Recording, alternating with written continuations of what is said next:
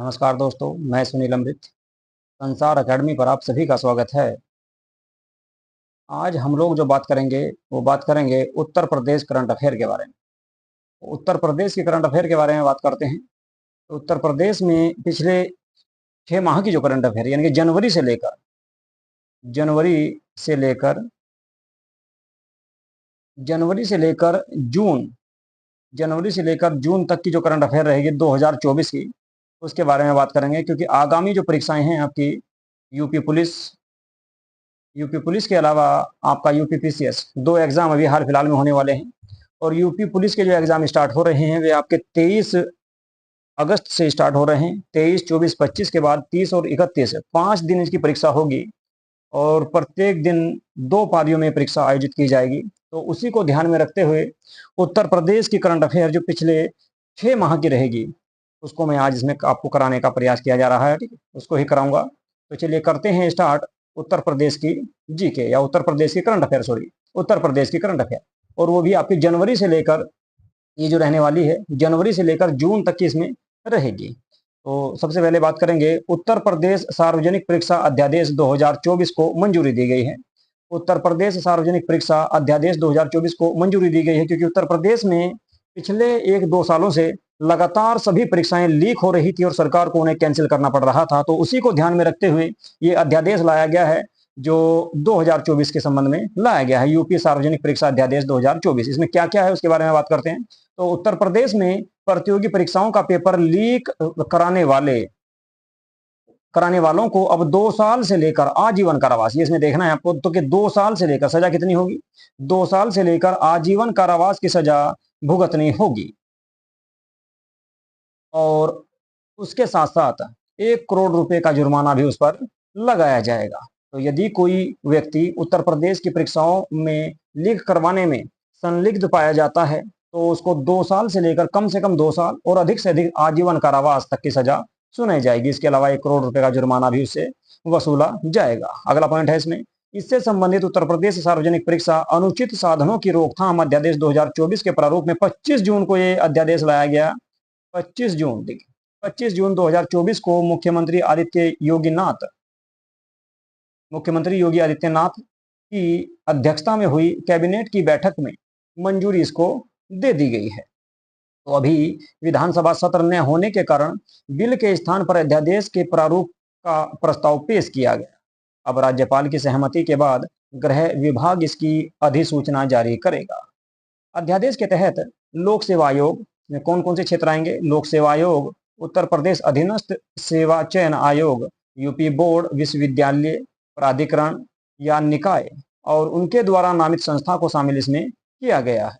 यह विभिन्न भर्ती परीक्षाओं, नियमितीकरण या पदोन्नति करने वाली परीक्षाओं, डिग्री, डिप्लोमा प्रमाण पत्रों या शैक्षिक प्रमाण पत्रों के लिए होने वाली प्रवेश परीक्षाओं पर भी लागू होगा। यानी कि कुल मिलाकर उत्तर प्रदेश में जितनी भी परीक्षाएं होती हैं, चाहे वो नौकरी के लिए है या एडमिशन के लिए है या पदोन्नति के लिए है, उन सभी पर ये कानून लागू होगा। इसके दायरे में प्रश्न बांटना यानी कि प्रश्न पत्र बांटना, फर्जी समायोजन, वेबसाइट बनाना आदि भी शामिल इसमें किए गए हैं। परीक्षा प्रभावित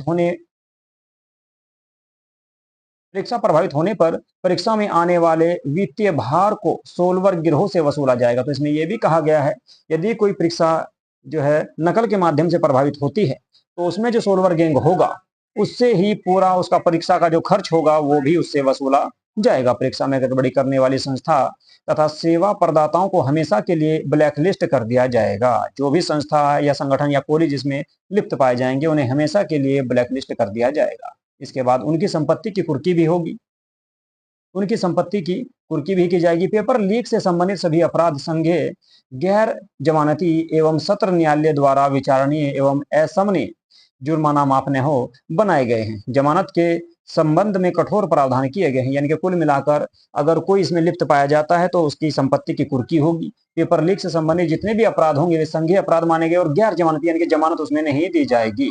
और सत्र न्यायालय से नीचे वाले न्यायालयों में उन पर विचार नहीं किया जाएगा। यानी कि उनका जो मुकदमा चलेगा वो जिला कोर्ट में कम से कम चलेगा, जिला कोर्ट या हाई कोर्ट में।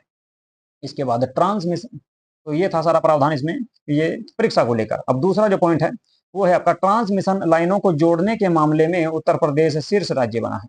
ट्रांसमिशन जो लाइन होती है उनको जोड़ने में उत्तर प्रदेश शीर्ष राज्य बना है। इसके बारे में देख लेते हैं। केंद्रीय विद्युत प्राधिकरण के मई 2024 में जारी आंकड़ों के अनुसार 2023-24 में राज्य ट्रांसमिशन कंपनियों द्वारा ट्रांसमिशन लाइनों को जोड़ने के मामले में उत्तर प्रदेश देश में शीर्ष पर रहा है। तो पहला नंबर उत्तर प्रदेश सरकार का रहा है। चलिए आगे देखते हैं। इसमें राज्य के रूप में उभरा है। 2022-23 में भी उत्तर प्रदेश राज्य उपयोगिता की सूची में शीर्ष पर रहा था। 2023-24 में राज्य सरकार के स्वामित्व वाली Uttar Pradesh power transmission corporation limited, जिसको यूपीटीसीएल के नाम से जाना जाता है, ने 220 केवी या उससे अधिक की 1460 सीकेएम सर्किट किलोमीटर ट्रांसमिशन लाइन जोड़ी है। यानी कि विद्युतीकरण का बहुत तेजी से उत्तर प्रदेश में विकास किया गया है। उत्तर प्रदेश के बाद गुजरात इस मामले में दूसरे स्थान पर रहा है और सहकारी company Gujarat energy transmission corporation limited ने 2023-24 में 898 सी के ट्रांसमिशन लाइन जोड़ी है। नमस्ते। तीसरे स्थान पर तमिलनाडु रहा है इसमें। तो तीसरे स्थान पर इसमें तमिलनाडु रहा है। दूसरे स्थान पर देखिए, पहले नंबर पर कौन रहा है? तो उत्तर प्रदेश रहा है पहले नंबर पर। दूसरे नंबर की अगर बात करें तो दूसरे नंबर पर कौन रहा है? दूसरे नंबर पर रहा है आपका गुजरात और तीसरे नंबर पर इसमें तमिलनाडु को स्थान दिया गया है। तो तीसरा नंबर तमिलनाडु का रहा है। Utility company Tamil Nadu transmission corporation limited जो है ये तीसरे स्थान पर रही है। ने 757 सीकेएम ट्रांसमिशन लाइन जोड़ी है। Andhra Pradesh transmission corporation of Andhra Pradesh limited के ये इसने चौथा स्थान हासिल किया। यानी कि कुल मिलाकर यूपी पहले नंबर पर रहा है, दूसरे पर रहा है गुजरात, तीसरे पर तमिलनाडु और चौथे नंबर पर आंध्र प्रदेश इसमें रहा है। यही इसमें आपको देखना है। चलिए जी, आरती को अमूल कॉलोनी महिला सशक्तिकरण पुरस्कार दिया गया है। इनके बारे में बात कर लेते हैं। आरती को अमल कॉलोनी महिला सशक्तिकरण पुरस्कार दिया गया। ये आरती कहाँ के रहने वाली है इसके बारे में बात करेंगे। तो 22 मई 2024 को उत्तर प्रदेश के बहराइच जिले की 18 वर्षीय ई रिक्शा चालक आरती को लंदन में प्रिंस ट्रस्ट अवार्ड्स समारोह में अमल कॉलोनी महिला सशक्तिकरण पुरस्कार से सम्मानित किया गया है। तो 18 वर्षीय ई रिक्शा चालक हैं ये, आरती इनका नाम है और ये बहराइच, उत्तर प्रदेश के बहराइच के रहने वाली हैं। तो इनको लंदन की सरकार ने प्रिंस ट्रस्ट अवार्ड समारोह में अमल कॉलोनी महिला सशक्तिकरण पुरस्कार दिया है। उन्हें सरकार की पिंक ई रिक्शा पहल के तहत अपने कार्य के माध्यम से अन्य युवा लड़कियों को प्रेरित करने के लिए सम्मानित किया गया है। पिंक ई रिक्शा पहल महिलाओं के लिए सुरक्षित परिवहन प्रदान करती है। यह पुरस्कार समारोह इंग्लैंड के लंदन में स्थित बर्मिंघम पैलेस में आयोजित किया गया था। बर्मिंघम पैलेस में इसको दिया गया है। चलिए आगे देखते हैं और इसमें क्या है। आरती आत्मनिर्भर बनने के लिए राष्ट्रीय शहरी आजीविका मिशन के तहत शहर की सड़कों पर पिंक ई रिक्शा का चालक हैं। बहराइच जिले की कलेक्टर मजिस्ट्रेट मोनिका रानी के नेतृत्व में यह अभिनव पहल 2023 में गांधी जयंती पर शुरू की गई थी। इसका उद्देश्य महिलाओं को सशक्त बनाने के लिए बैंक ऋण के माध्यम से वित्तीय सहायता प्रदान करना है।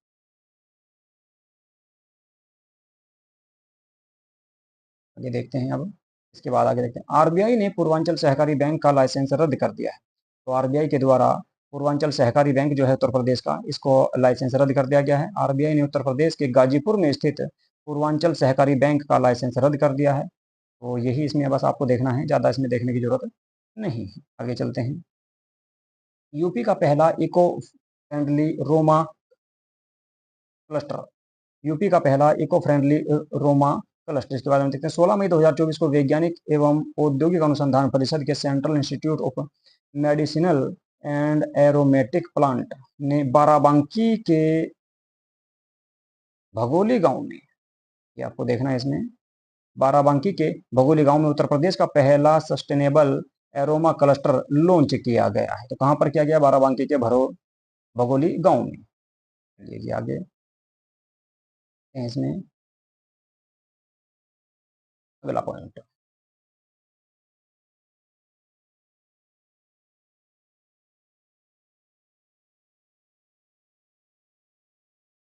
अगला जो पॉइंट रहेगा, उत्तर प्रदेश के 6 नए उत्पादों को जीआई टैग। अप्रैल 2024 में 6 राज्य के 6 नए उत्पादों को जीआई टैग मिलने के साथ उत्तर प्रदेश ने भारत में सबसे अधिक जीआई टैग उत्पाद प्राप्त करने वाले राज्य के रूप में अपना नाम दर्ज करा लिया। यानी कि कुल मिलाकर जीआई टैग जो दिए गए हैं उनमें उत्तर प्रदेश का प्रथम स्थान है। अब कौन कौन से उत्पादों को दिया गया है उसके बारे में बात कर लेते हैं। इस बात को बात करें, इस प्रकार वर्तमान में उत्तर प्रदेश में कुल 75 सामान ऐसे हैं जिनको जीआई टैग मिल चुका है। ठीक है, जबकि बात करें दूसरे नंबर पर कौन है, तो दूसरे नंबर पर तमिलनाडु है। तमिलनाडु को 58 जीआई टैग अब तक दिए गए हैं। अब उत्तर प्रदेश के कौन कौन से सामानों को दिए गए हैं उनके बारे में बात कर लेते हैं। तो इन नए 6 उत्पादों में वाराणसी की तिरंगी बर्फी, ये वाराणसी की तिरंगी बर्फी है, को भी शामिल किया गया है, जिसे स्वतंत्रता आंदोलन के दौरान एक स्थानीय मिठाई निर्माता द्वारा बनाया गया था। उस वक्त जब अंग्रेजी हुकूमत ने देश में तिरंगा लेकर चलने पर रोक लगा दी थी, तो उस समय इस बर्फी की शुरुआत की गई थी। जीआई टैग एक ऐसा नाम या चिन्ह है जो किसी विशिष्ट भौगोलिक स्थान या मूल से संबंधित है और इसकी अवधि 10 वर्षों के लिए होती है। वस्तुओं का भौगोलिक संकेतक पंजीकरण एवं संरक्षण अधिनियम 1999 में भारत में जीआई के पंजीकरण और संरक्षण को नियमित करता है। वाणिज्य एवं उद्योग मंत्रालय के उद्योग संवर्धन एवं आंतरिक व्यापार विभाग का एक प्रभाग भौगोलिक संकेतक रजिस्ट्री जीआई टैग प्रदान करता है।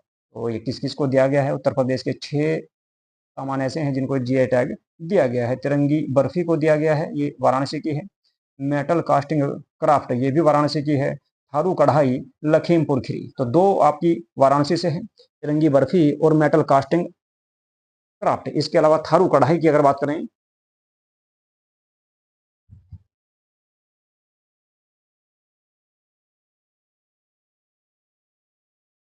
अगर थारू कढ़ाई की बात करें तो लखीमपुर खीरी की है। बेत और बांस शिल्प की बात करें तो ये बरेली से है, बरेली का है। इसके अलावा जरदोजी शिल्प, ये भी आपका बरेली। तो 2 बरेली से हैं, 2 वाराणसी से है, एक लखीमपुर खीरी और एक रहेगा हापुड़ से। हैंड ब्लॉक प्रिंट टेक्सटाइल, इनको आपको देखना है। तिरंगी barfi Varanasi, metal casting craft ये भी आपका वाराणसी से है। थारू कढ़ाई की बात करें तो लखीमपुर खीरी है। बेंत बांस शिल्प बरेली और जरदोजी शिल्प भी बरेली का है। इसके अलावा हैंड ब्लॉक प्रिंट टेक्सटाइल की बात करें तो हापुड़ पिलखुआ को जीआई टैग प्रदान किया गया है। तो ये 6 जीआई टैग जो हाल ही में दिए गए हैं आपके, इनको आपको याद रखने हैं। हो सकता है आपके यूपी कांस्टेबल में ये कोई साइन में से पूछ लिया जाए। चलिए जी आगे देखते हैं। नईमा खातून की बात करें तो नईमा खातून जो है अलीगढ़ मुस्लिम विश्वविद्यालय की पहली महिला कुलपति बनी है। नाम है इनका नईमा खातून। अलीगढ़ मुस्लिम विश्वविद्यालय की पहली महिला कुलपति ये नियुक्त की गई है। चलिए जी, तो आपको देखना है, तो ये पहली महिला है जो आपकी अलीगढ़ मुस्लिम विश्वविद्यालय की कुलपति बनी है। बात करें इस विश्वविद्यालय की, तो इस विश्वविद्यालय का जो गठन किया गया था वो सर सैयद अहमद खां के द्वारा किया गया था और 1920 ईस्वी में अंग्रेजी सरकार के द्वारा इसे अलीगढ़ मुस्लिम विश्वविद्यालय का नाम दिया गया था।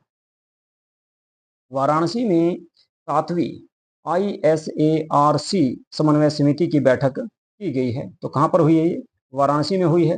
अंतर्राष्ट्रीय चावल अनुसंधान संस्थान, ठीक है, दक्षिण एशियाई क्षेत्रीय केंद्र में 7वीं ISARC समन्वय समिति की बैठक आयोजित की गई है। तो कहाँ पर हुई है? वाराणसी। जी, अब इसके महानिदेशक की अगर बात करें तो अजय कोहली है।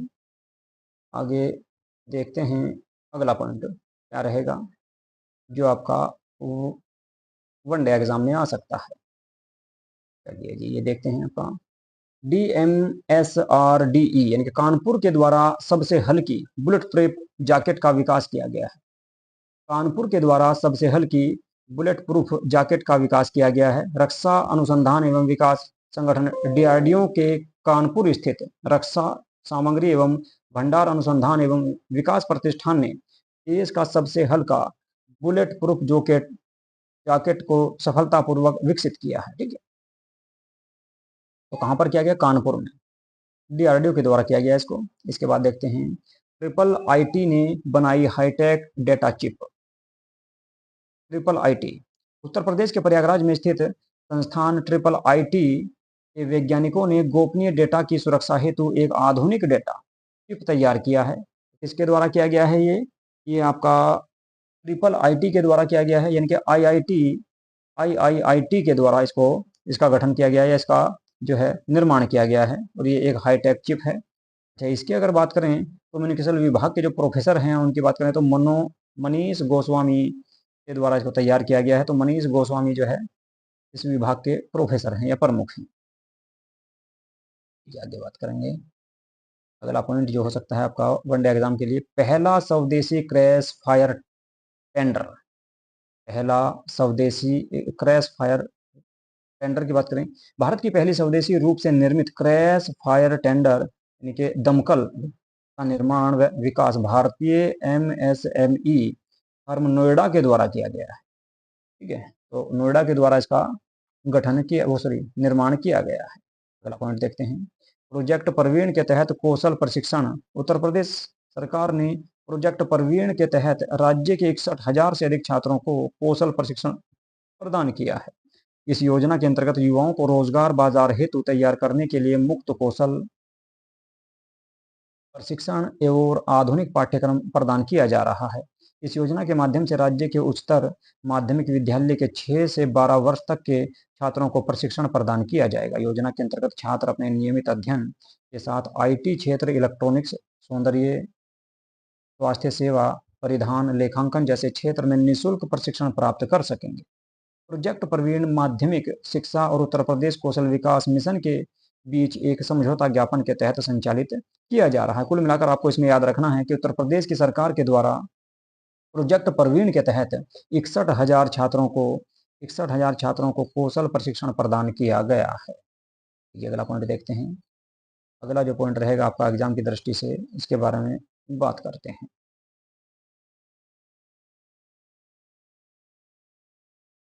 उत्तर प्रदेश में साइबर पुलिस स्टेशन, तो उत्तर प्रदेश में साइबर पुलिस स्टेशनों की अगर बात करें तो 57 जिलों में साइबर पुलिस स्टेशनों की स्थापना की गई है। उत्तर प्रदेश पुलिस का ही आपका एग्जाम भी है, तो हो सकता है कि इस तरह के क्वेश्चन आपको देखने को उसमें मिल जाए। तो उत्तर प्रदेश में साइबर पुलिस स्टेशन कितने हैं? तो 57 जिलों में साइबर पुलिस स्टेशन को स्थापित करने की योजना तैयार की गई है। ठीक है,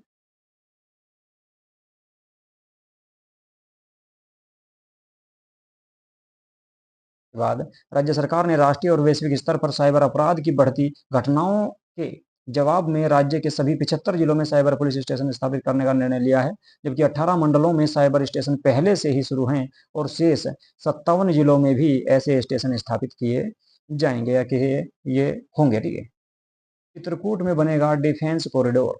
चित्रकूट जो उत्तर प्रदेश का जिला है, देश भर में उत्तर प्रदेश रक्षा अनुसंधान के क्षेत्र में आगे बढ़ रहा है। इसी क्रम में बुंदेलखंड क्षेत्र के चित्रकूट जनपद में डिफेंस कॉरिडोर के को विकसित करने की घोषणा की गई है। चित्रकूट जनपद के करवी के खुटरिया गांव में इसकी स्थापना की जाएगी और ये 102 हेक्टेयर इसका कुल क्षेत्रफल होगा। इसमें स्थापित किया जाएगा इसको, डिफेंस कॉरिडोर को। आगे देखते हैं। यूपी दर्शन पार्क की तर्ज पर वेस्ट टू वंडर पार्क भी स्थापित किए गए हैं। उत्तर प्रदेश की सरकार के द्वारा लखनऊ में स्थित यूपी दर्शन पार्क की तर्ज पर प्रयागराज जनपद में, ये देखना है आपको कि प्रयागराज में लखनऊ की तर्ज पर, लखनऊ में है यूपी दर्शन पार्क की तर्ज पर ही वेस्ट टू वंडर पार्क स्थापित किया जा रहा है। कहाँ पर? तो प्रयागराज में विकसित किया जाने की योजना बनाई गई। संगम के क्षेत्र के नजदीक। कहाँ पर रहेगा ये? तो संगम के क्षेत्र के, यानी कि गंगा यमुना का जो संगम है उसके आसपास ये इसको जो है इसका चुनाव किया गया है। इस पार्क को विकसित करने की जिम्मेदारी नगर निगम प्रयागराज को दे दी गई है। इसका निर्माण महाकुंभ 2025 से पहले ही किया जाएगा, यानी कि 2025 में प्रयागराज में कुंभ का आयोजन किया जाएगा, तो उससे पहले ही इसका जो है निर्माण कर लिया जाएगा प्रयागराज में संगम पर। वेस्ट वंडर पार्क में वेस्ट मटेरियल प्रयोग करके कलाकृतियां बनाई जाती हैं। इसके बाद अगला पॉइंट देखते हैं। हाइड्रोजन ईंधन आधारित रेलवे इंजन का निर्माण कहाँ पर किया गया? तो कानपुर में हाइड्रोजन ईंधन आधारित रेलवे इंजन का निर्माण किया गया है। कहाँ पर? कानपुर में स्थित भारतीय प्रौद्योगिकी संस्थान के साथ मिलकर हाइड्रोजन, यानी कौन कौन करेगा? भारतीय रेलवे उत्तर प्रदेश के कानपुर स्थित भारतीय प्रौद्योगिकी संस्थान के साथ मिलकर हाइड्रोजन ईंधन आधारित रेलवे इंजन का निर्माण करने की योजना कर रहा है। तो हाइड्रोजन का रेलवे इंजन बनाए जाने की योजना बनाई गई कहाँ पर? तो कानपुर स्थित भारतीय प्रौद्योगिकी संस्थान में। अगला पॉइंट देखते हैं। अच्छा, इस इंजन के निर्माण और विकास के लिए आईआईटी कानपुर में एक अत्याधुनिक lab centre for railway research तैयार की गई है और आईआईटी की इस लैब में इंजन की तकनीक विकसित की जाएगी और इसका निर्माण इलेक्ट्रॉनिक लोकोशैड फजलगढ़ फजलगढ़ में किया जाएगा। इसके बाद गोंडा में बनाया जाएगा कछुआ संरक्षण रिजर्व। इसको देखो भाई, गोंडा में बनाया जाएगा कछुआ संरक्षण रिजर्व। तो उत्तर प्रदेश का जो गोंडा जिला है उसमें वन विभाग turtle survival alliance foundation India के सहयोग से एक संरक्षण प्रयास शुरू किया जा रहा है। इस प्रयास का उद्देश्य घाघरा नदी की सहायक नदी सरजू नहीं है, ये सरयू है, सरयू नदी के किनारे एक कछुआ संरक्षण रिजर्व स्थापित किया जाएगा। कौन सी में? घाघरा नदी की, ठीक है। घाघरा नदी और उसके सहायक नदी सरयू में जो है कछुओं के लिए संरक्षण रिजर्व स्थापित किया जाएगा। कहां पर? गोंडा में। अगला पॉइंट देखते हैं। अगला जो पॉइंट रहेगा उसके बारे में बात करेंगे, काम की दृष्टि से रहेगा आपका। चलिए जी, इसके बारे में देखते हैं। कानपुर में पहला गोला बारूद मिसाइल विनिर्माण परिसर का उद्घाटन किया गया है। कहां पर? तो कानपुर में। कानपुर में पहला गोला बारूद मिसाइल विनिर्माण परिसर का उद्घाटन किया गया। 26 फरवरी 2024 को कानपुर में प्रदेश का पहला गोला बारूद मिसाइल विनिर्माण परिसर का उद्घाटन किया गया। यहाँ पर कानपुर में किसके द्वारा किया जा रहा है? अडानी डिफेंस और एरोस्पेस के द्वारा इसका निर्माण किया जा रहा है। चलिए अगला पॉइंट देखते हैं। देश की पहली डिजिटल साइबर फोरेंसिक लैब, ये लैब स्थापित कहां पर की गई? गौतम बुद्ध नगर विश्वविद्यालय में देश की पहली डिजिटल साइबर फोरेंसिक लैब स्थापित की जा रही है। तो देश की पहली डिजिटल साइबर लैब कहां पर स्थापित की जा रही है? गौतम बुद्ध विश्वविद्यालय में। अगला पॉइंट देखते हैं। अगला पॉइंट है उत्तर प्रदेश राज्य का छठा रेल कोच रेस्टोरेंट कहां पर स्थापित किया गया है? तो प्रयागराज में। उत्तर प्रदेश के प्रयागराज जनपद में प्रयागराज जंक्शन पर प्रदेश का छठा रेल कोच रेस्टोरेंट स्थापित किया गया है। इसके बाद उत्तर प्रदेश बजट के बारे में देख लेते हैं। उत्तर प्रदेश बजट 2024-25। तो 5 फरवरी 2024 को उत्तर प्रदेश के वित्त मंत्री सुरेश खन्ना, नाम याद रखना है आपको इसका, उत्तर प्रदेश के वित्त मंत्री कौन है? तो सुरेश खन्ना है, ने राज्य विधानसभा में वित्तीय वर्ष 2024-25 का बजट प्रस्तुत किया। वित्तीय वर्ष 2024-25 के मुख्य बिंदु क्या क्या रहेंगे उसके बारे में एक बार पढ़ लेते हैं। प्रस्तुत बजट का आकार 7,36,437 करोड़ 73 लाख रुपए जो है इसका बजट है, ये आकार है।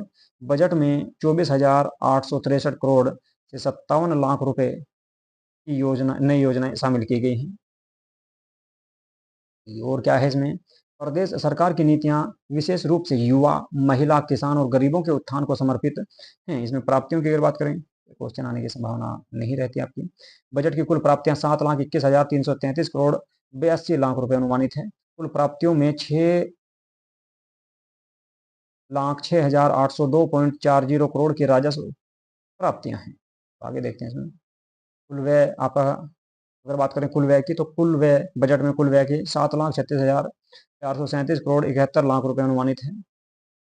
कोई ज्यादा एग्जाम की दृष्टि से इसमें क्या रहेगा उसको देख लेते हैं। बजट में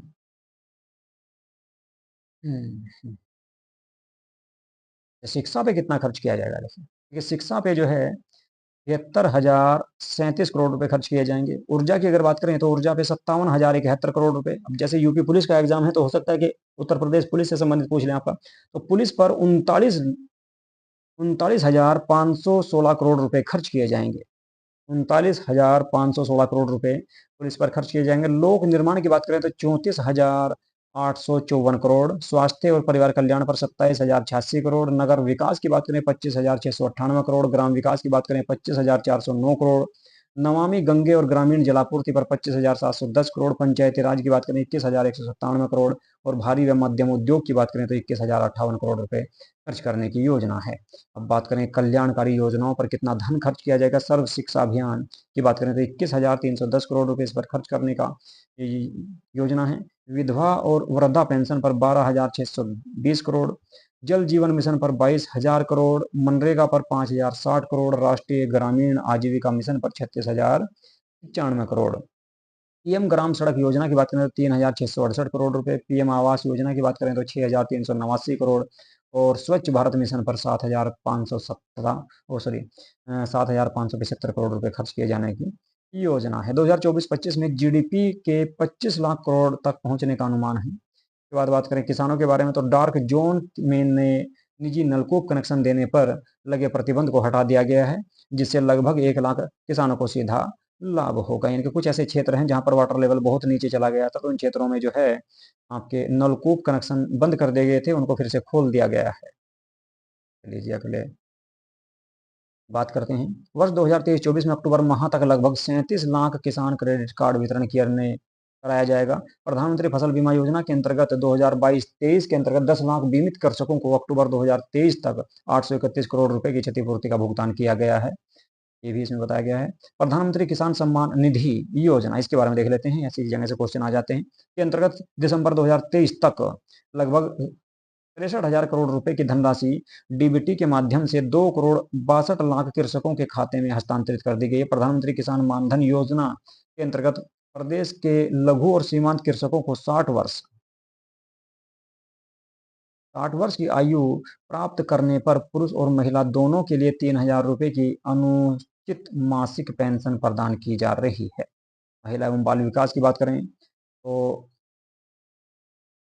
निराश्रित महिला पेंशन योजना अंतर्गत पात्र लाभार्थियों को दे पेंशन की राशि 500 रुपए प्रति माह से बढ़ाकर 1,000 रुपए। मोस्ट इंपोर्टेंट भाई देख लेना, विधवा पेंशन की जो राशि थी पहले 500 रुपए थी, उसको अभी फिलहाल बढ़ाकर कितनी कर दी गई है, तो 1,000 रुपए उत्तर प्रदेश में इसकी संख्या कर दी गई है।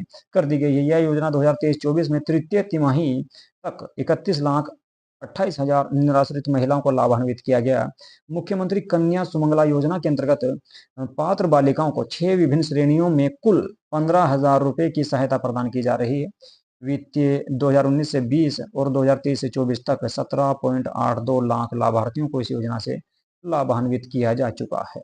रोजगार की अगर बात करें तो एक जनपद एक उत्पाद वित्त पोषण योजना उत्तर प्रदेश सरकार के द्वारा चलाई गई है। इसके लिए 13,597 लाभार्थियों के माध्यम से 1,92,193 रोजगार सृजित अब तक किए गए हैं। विश्वकर्मा श्रम सम्मान योजना की बात करें तथा एक जनपद एक उत्पाद कौशल उन्नयन एवं टूल किट योजना के अंतर्गत लगभग 4.08 लाख रोजगार सृजित किए गए हैं, ऐसा उत्तर प्रदेश सरकार का कहना है। उत्तर प्रदेश कौशल विकास मिशन के अंतर्गत 12.15 लाख युवाओं को प्रशिक्षित किया गया, जिनमें से 4.13 लाख युवाओं को विभिन्न प्रतिष्ठित कंपनियों में सेवायोजित कराया गया है। महात्मा गांधी नरेगा योजना अंतर्गत वित्तीय वर्ष 2023-24 में 28,68,000 मानव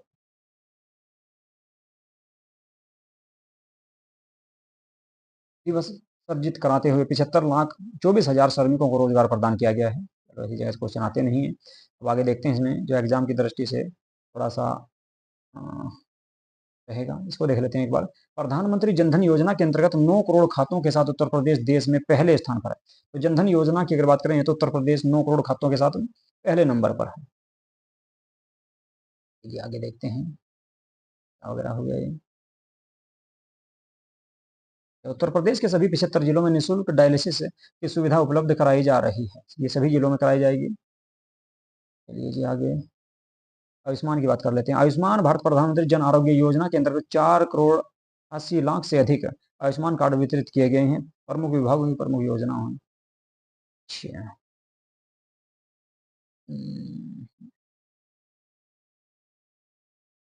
इसको देख लेते हैं। वित्तीय वर्ष 2024-25 में आयुध विभाग के अंतर्गत महायोगी गुरु गोरखनाथ आयुध विश्वविद्यालय गोरखपुर का निर्माण कार्य पूर्ण किए जाने तथा जनपद अयोध्या में राजकीय आयुर्वेदिक महाविद्यालय और जनपद वाराणसी में राजकीय होम्योपैथिक मेडिकल कॉलेज की स्थापना का लक्ष्य रखा गया है। देखिए, महायोगी गुरु गोरखनाथ आयुध विश्वविद्यालय कहाँ पर है? गोरखपुर में है।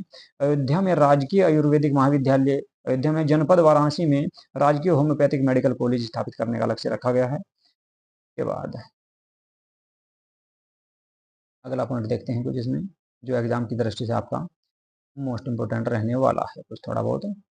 इसमें देखते हैं गंगा एक्सप्रेसवे। गंगा एक्सप्रेसवे ये आपका 2,057 करोड़ 73 लाख रुपए की व्यवस्था प्रस्तावित, जो वर्तमान वर्ष की तुलना में 2 गुने से ज्यादा है। आगरा लखनऊ एक्सप्रेसवे की बात करें तो पूर्वांचल एक्सप्रेसवे को जोड़ने हेतु नए लिंक एक्सप्रेसवे निर्माण हेतु 500 करोड़ रुपए की व्यवस्था की गई। अटल इंडस्ट्रियल इंफ्रास्ट्रक्चर मिशन हेतु 400 करोड़ रुपए की व्यवस्था प्रस्तावित है, जो वर्तमान वर्ष के सापेक्ष में 33% अधिक है। सिंचाई और जल संसाधन कर देते हैं।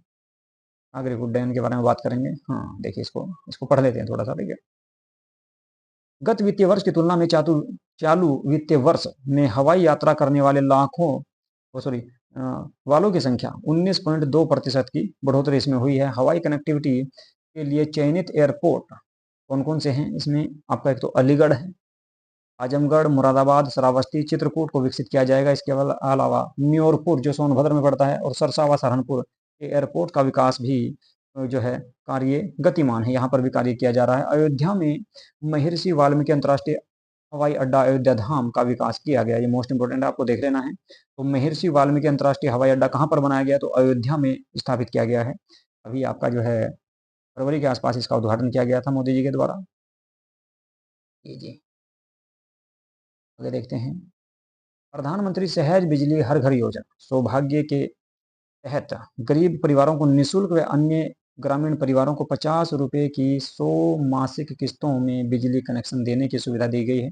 इस योजना में 62.18 लाख इच्छुक घरों को विद्युत कनेक्शन दिए जाएंगे। भारत सरकार की ग्रीन एनर्जी कॉरिडोर 2 परियोजना के अंतर्गत उत्तर प्रदेश के बुंदेलखंड क्षेत्र में सौर ऊर्जा उत्पादन हेतु 400 मेगावाट क्षमता सोलर पार्क का विकास किया जाएगा। कहाँ पर? तो बुंदेलखंड के क्षेत्र में किया जाएगा ये। इसके बाद उत्तर प्रदेश सौर ऊर्जा नीति 2022, इसको देख लेते हैं एक बार। इसके अंतर्गत 5 वर्षों में 22,000 मेगावाट विद्युत उत्पादन का लक्ष्य रखा गया। तो कितना लक्ष्य रखा गया है अगले 5 वर्षों में?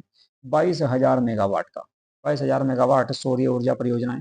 प्रदेश में अब तक 238 मेगावाट की सोलर रूफटॉप परियोजनाएं स्थापित हैं। आवास और शहरी नियोजन की अगर बात करें, इसको इसमें कोई ज़्यादा नहीं है। नगर निगम आगे देखते हैं तो एग्जाम की दृष्टि से और इसमें क्या खास आपका हो सकता है।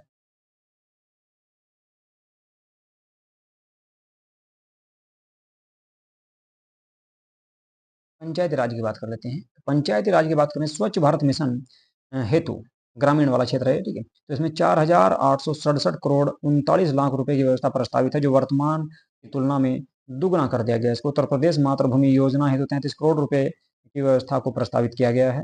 ग्रामीण स्टेडियम और ओपन जिम के निर्माण हेतु 25 करोड़ रुपए की व्यवस्था का प्रस्ताव किया गया है।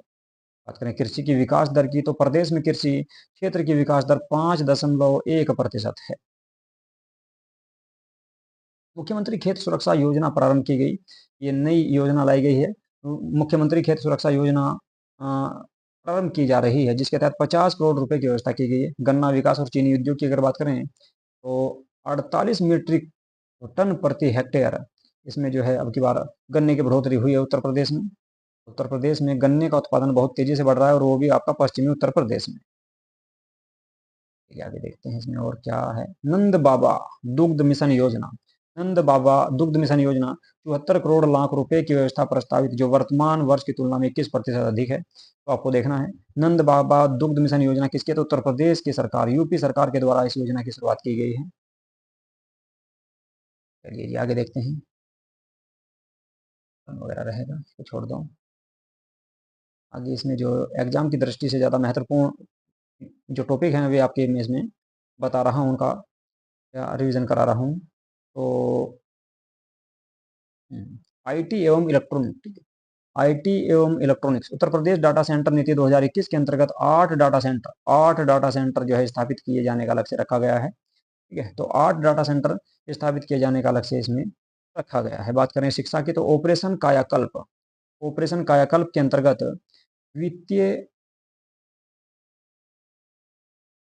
ऑपरेशन कायाकल्प के अंतर्गत वित्तीय वर्ष 2024-25 में 1,000 करोड़ रुपए की व्यवस्था प्रस्तावित की गई है और वित्तीय वर्ष 2023-24 में 300 करोड़ रुपए के ग्राम पंचायत और वार्ड स्तर पर डिजिटल लाइब्रेरी स्थापित कराई जाएगी।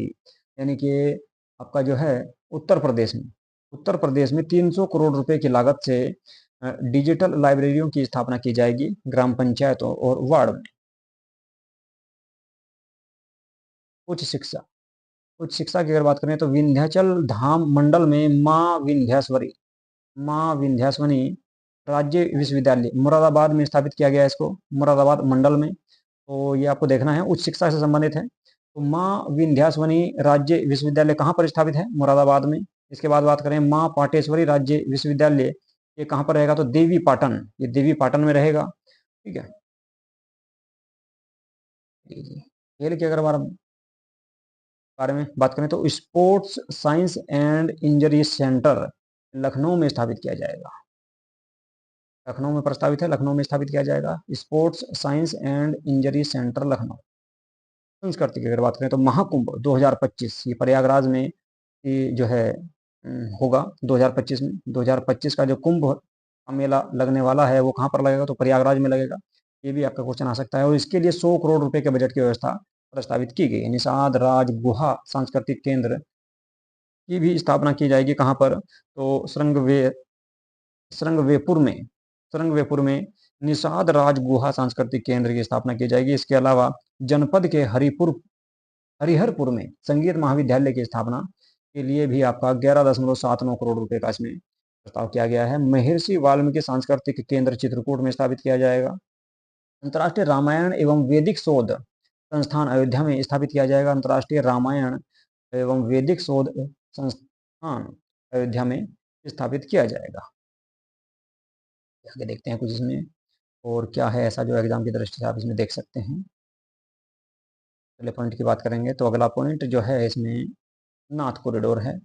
नाथ कॉरिडोर जो रहेगा ये कहाँ से कहाँ तक है इसके बारे में बात कर लेते हैं। भारतीय ये है आध्यात्मिक पर्यटन को बढ़ावा देने के लिए अयोध्या, काशी, मथुरा, नेमिरान्य, विंध्याचल, देवी पाटन और बरेली को नाथ कॉरिडोर से जोड़ने की योजना उत्तर प्रदेश सरकार के द्वारा बनाई गई है। वन एवं पर्यावरण, देखिए राज्य सरकार प्रदेश में हरितिमा वृद्धि हेतु सतत प्रयासरत है। वर्तमान में उत्तर प्रदेश में वनावरण एवं वृक्षावरण प्रदेश के भौगोलिक क्षेत्र का 9.23% है। कितना है, तो 9.3% है आपका कुल भौगोलिक क्षेत्र का। 2030 तक वनावरण और वृक्षारोपण या वृक्षावरण 15% किए जाने का लक्ष्य इसमें रखा गया है। यानी कि कुल मिलाकर 6% के आसपास और भी इसमें बढ़ाए जाने की उम्मीद है या इसका लक्ष्य रखा गया है। जनपद लखनऊ स्थित उकरेल वन क्षेत्र, उकरेल नाइट सफारी पार्क की स्थापना की गई है। यहाँ पर कहाँ पर है, तो लखनऊ में है, उकरेल वन क्षेत्र में। इसके बाद न्याय की अगर बात करें तो जनपद प्रयागराज में निर्माणाधीन डॉक्टर राजेंद्र प्रसाद राष्ट्रीय विधि विश्वविद्यालय हेतु 10 करोड़ रुपए की राशि प्रदान की गई है। उत्तर प्रदेश अधिवक्ता सामाजिक निधि योजना के सदस्य अधिवक्ता की मृत्यु हो जाने की दशा में अनुमान्य सहायता की अधिकतम सीमा जो है 1.5 लाख रुपए से बढ़ाकर 5 लाख रुपए कर दी गई। उनकी बात करें तो संत रविदास शिक्षा सहायता योजना एवं मेधावी छात्र पुरस्कार योजना को एकीकृत करने हेतु नई योजना संत रविदास शिक्षा प्रोत्साहन योजना शुरू की गई है। नाम है इसका संत रविदास शिक्षा प्रोत्साहन योजना, इसकी शुरुआत की गई है। आगे देखेंगे।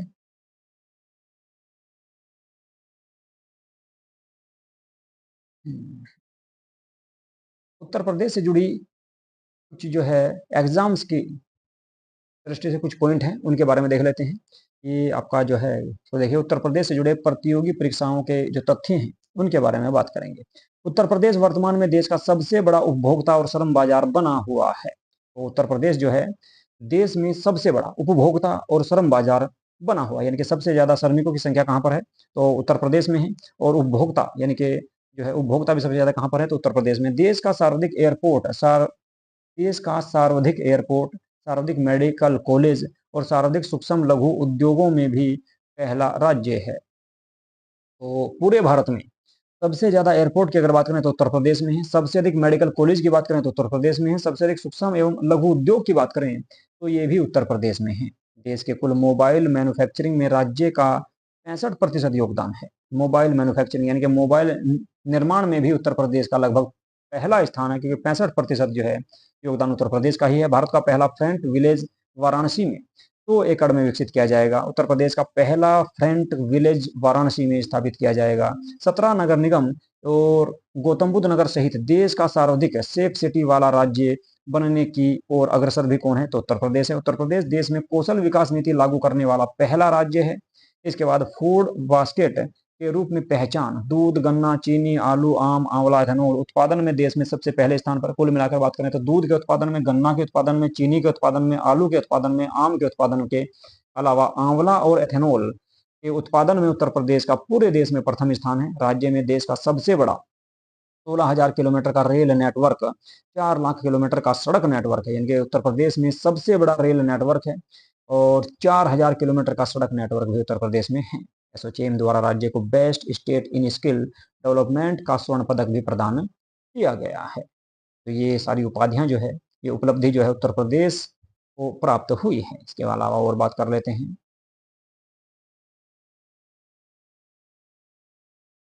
अयोध्या के हनुमानगढ़ी में सॉरी अयोध्या के हनुमानगढ़ी के लड्डू को जीआई टैग प्रदान किया गया है। तो अयोध्या स्थित हनुमानगढ़ी के प्रसिद्ध बेसन के लड्डू को 8 जनवरी 2024 को प्रतिष्ठित भौगोलिक संकेतक यानी कि जीआई टैग प्राप्त हुआ है। यह टैग 22 जनवरी को हुए रामलला की प्राण प्रतिष्ठा के कुछ दिन पूर्व यानी कि पहले ही दिया गया था। तो कुल मिलाकर याद रखना है, हनुमानगढ़ी के बेसन के जो लड्डू है उसको भी जीआई टैग दिया गया है। कहाँ का है ये आपका अयोध्या का है। इसके बाद संविद गुरुकुलम बालिका सैनिक स्कूल की स्थापना की गई है। कहाँ पर? वृंदावन मथुरा में इसकी स्थापना की गई है। किसके द्वारा की गई? रक्षा मंत्री राजनाथ सिंह के द्वारा की गई थी। अच्छा,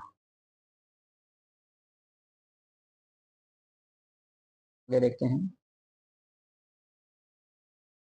उत्तर प्रदेश का पहला मानव डीएनए बैंक, उत्तर प्रदेश का पहला मानव डीएनए बैंक कहाँ पर स्थापित किया गया? तो बनारस हिंदू यूनिवर्सिटी में उत्तर भारत का पहला मानव डीएनए बैंक बनाया जा रहा है।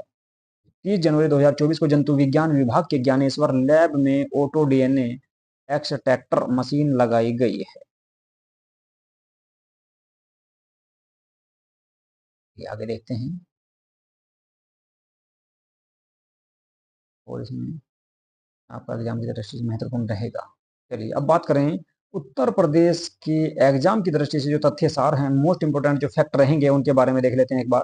ठीक है, जो very very most important fact है उनके बारे में बात करेंगे यहाँ पर। तो जून 2024 में उत्तर प्रदेश कैबिनेट ने टाटा सन्स के साथ कहा कहाँ पर मंदिरों का संग्रहालय बनाने के प्रस्ताव को मंजूरी प्रदान की, जिसे Tata corporation social responsibility fund के माध्यम से वित्त पोषित किया जाएगा। तो अयोध्या में बनाया जा रहा है। तो याद रखना है आपका, जून 2024 में उत्तर प्रदेश कैबिनेट ने टाटा एंड सन्स को ये आपका जो है टेंडर दिया है। मंदिरों का संग्रहालय बनाया जाएगा अयोध्या में। तो इसको किसके द्वारा बनाया जा रहा है? टाटा सन्स के द्वारा बनाया जा रहा है। उत्तर प्रदेश सरकार ने कहा कहाँ पर? दुनिया का पहला एशियाई किंग वल्चर संरक्षण और प्रजनन केंद्र स्थापित करने की घोषणा की है। तो महाराजगंज में है जी। महाराजगंज में दुनिया का सबसे पहला एशियाई किंग वल्चर संरक्षण और प्रजनन केंद्र स्थापित किया जाएगा।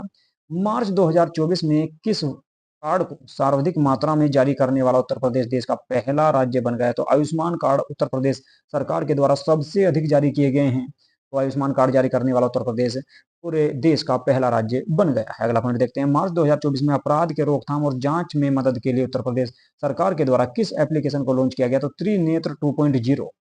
त्रिनेत्र 2.0 को अपराधों को कम करने के लिए और जांच में मदद करने के लिए इस ऐप को लॉन्च किया गया है। जून 2024 में उत्तर प्रदेश की सरकार ने किन परिवारों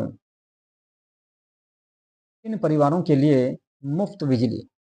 मुफ्त बिजली कनेक्शन योजना शुरू की है? तो बीपीएल परिवार धारक जो हैं, जिनका बीपीएल कार्ड बना हुआ है, उनको बिजली फ्री में प्रदान की जाएगी। ये उत्तर प्रदेश सरकार ने जो है योजना निकाली है। भारत के पहले स्वदेशी रूप से निर्मित कैश फायर टेंडर दमकल का निर्माण उत्तर प्रदेश के स्थित किस संस्था के द्वारा किया गया? तो भारतीय एमएसएमई फर्म नोएडा के द्वारा इसका जो है निर्माण किया जा रहा है।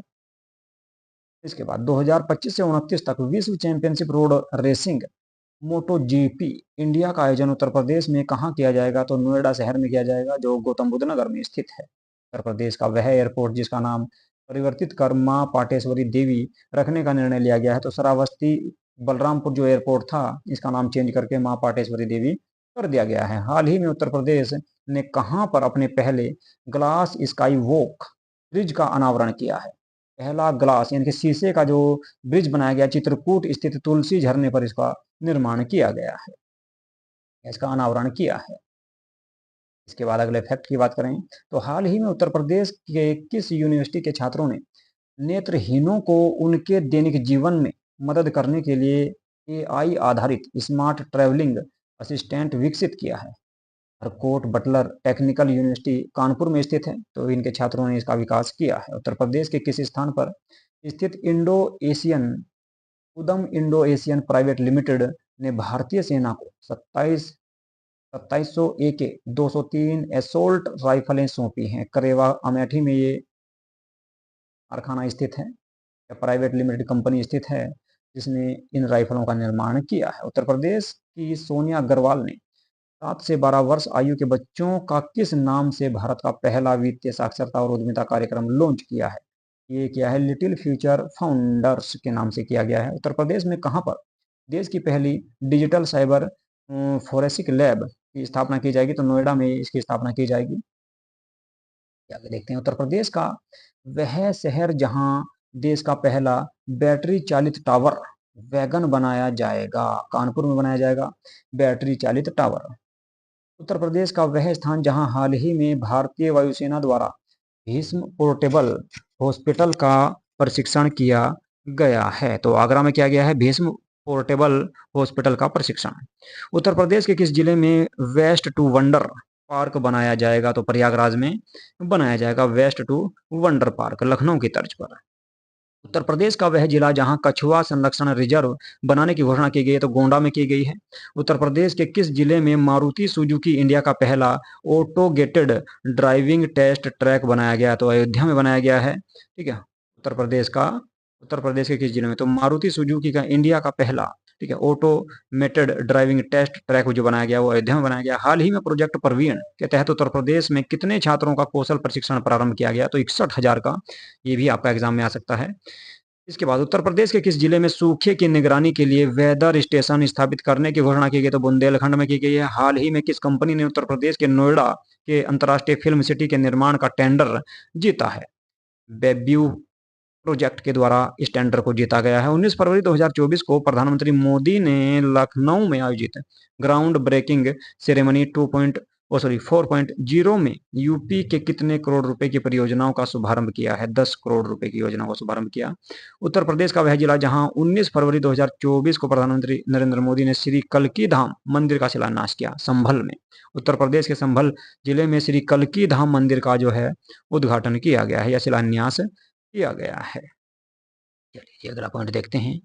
अगला पॉइंट जो है वो रहेगा आपका उत्तर प्रदेश से संबंधित। उत्तर प्रदेश में 3D शहरी स्थानिक डिजिटल ट्विन विकसित करने वाला देश का पहला शहर कौन सा है? तो वाराणसी उत्तर प्रदेश का पहला शहर है जहां पर 3D शहरी स्थानिक डिजिटल ट्विन को विकसित किया गया है। उत्तर प्रदेश का वह शहर जहां रामायण वैक्स म्यूजियम का निर्माण किया जा रहा है? तो अयोध्या में किया जा रहा है। 5 से 7 जनवरी 2024 के बीच उत्तर प्रदेश में कहां पर नो योर आर्मी फेस्टिवल 2024 का आयोजन किया गया है? तो लखनऊ में किया गया है। देखिए ये वही क्वेश्चन है जो मैंने आपके ऊपर कराए हैं, लेकिन यहाँ पर शॉर्ट में जो है इनका, ये शॉर्ट में इनका रिवीजन हो रहा है आपका। ठीक है, ये मोस्ट इंपोर्टेंट फैक्ट है उत्तर प्रदेश की जीके के लिए, उत्तर प्रदेश की करंट अफेयर के लिए। जनवरी 2024 में अमेरिकी विमानन विनिर्माता कंपनी बोइंग ने कल पुर्जों की आपूर्ति के लिए वितरण अपना पहला वितरण केंद्र उत्तर प्रदेश में किस स्थान पर खोलने की घोषणा की है? तो खुर्जा में इसको खोलने की घोषणा की है। उत्तर प्रदेश का पहला डीएनए बैंक कहां पर स्थापित किया जा रहा है? बीएचयू वाराणसी में उत्तर प्रदेश का पहला डीएनए बैंक स्थापित किया जा रहा है। जी चलिए इसके बाद बात करेंगे अगले पॉइंट की। तो अगला जो पॉइंट है वो है आपका जनवरी 2024 में जारी स्वच्छ सर्वेक्षण पुरस्कार 2023 में उत्तर प्रदेश के किन 2 शहरों को सबसे स्वच्छ गंगा शहर का अवार्ड दिया गया? तो वाराणसी और प्रयागराज दोनों को सम्मिलित रूप से यह पुरस्कार प्रदान किया गया है। जनवरी 2024 में योगी आदित्यनाथ ने किस शहर में राज्य के पहले फ्लोटिंग वातानुकूलित रेस्टोरेंट का उद्घाटन किया है? तो प्रयागराज में किया है। इसके बाद जनवरी 2024 में उत्तर प्रदेश के किस धार्मिक स्थल पर बनने वाले हनुमानगढ़ी बेसन लड्डू को जीआई टैग दिया गया? अयोध्या का ये बेसन का लड्डू है जिसको जीआई टैग दिया गया था आपका जनवरी में। केंद्र सरकार के द्वारा वित्त पोषित भारत का प्रथम गो अभ्यारण्य उत्तर प्रदेश के किस जिले में बनाने का निर्णय लिया गया? तो मुजफ्फरनगर जिले में, मुजफ्फरनगर के तुगलकपुर मुजफ्फरनगर के तुगलकपुर गांव में ये आपका जो है गो अभ्यारण्य स्थापित किया जाएगा। मुजफ्फरनगर के तुगलकपुर गांव में गो अभ्यारण्य स्थापित किया जाएगा। उत्तर प्रदेश सरकार ने जनवरी 2024 में किन 2 प्रतिष्ठित हस्तियों को उत्तर प्रदेश गौरव सम्मान से सम्मानित किया है? डॉक्टर रितु, ये वैज्ञानिक हैं, और नवीन, ये एक उद्यमी हैं, यानी कि उद्योगपति हैं। उत्तर प्रदेश बजट 2023-24 24-25 में कहाँ राष्ट्रीय फैशन टेक्नोलॉजी संस्थान की स्थापना की घोषणा की गई तो वाराणसी में फैशन टेक्नोलॉजी स्थापित की जाएगी। उत्तर प्रदेश राज्य बजट 2024-25 में किस क्षेत्र को सर्वाधिक बजट आवंटित किया गया? तो शिक्षा को सबसे ज्यादा पैसा दिया गया है, कितना? 76,035 करोड़ रुपए। 5 फरवरी 2024 को उत्तर प्रदेश के वित्त मंत्री सुरेश खन्ना ने 2024-25 का राज्य बजट प्रस्तुत करते हुए कितने करोड़ रुपए का अब तक का सबसे बड़ा बजट पेश किया है? इन्होंने किया है जी 7,36,438 करोड़ रुपए का बजट पेश किया है। ठीक है, तो ये आपका कुछ उत्तर प्रदेश की करंट अफेयर थी दोस्तों, उत्तर प्रदेश की करंट अफेयर थी। ठीक है, इसकी पीडीएफ भी मैं आपको टेलीग्राम चैनल पर डाल दूंगा। तो संसार अकेडमी के नाम से ही हमारा आपका टेलीग्राम चैनल भी है, तो उस पर जो है इसकी ये जो पीडीएफ है आपकी डाल दी जाएगी। आप एग्जाम को देने से पहले इस वीडियो को 2-4 बार जरूर देख लें। ठीक है, क्योंकि यहाँ से आपको क्वेश्चन जरूर देखने को मिलेंगे। तो आज की क्लास को हम करेंगे यहीं पे समाप्त, और जिन बच्चों ने चैनल को सब्सक्राइब नहीं किया है वे सभी चैनल को सब्सक्राइब अवश्य कर लें और वीडियो को लाइक करें तथा शेयर करें। नमस्कार।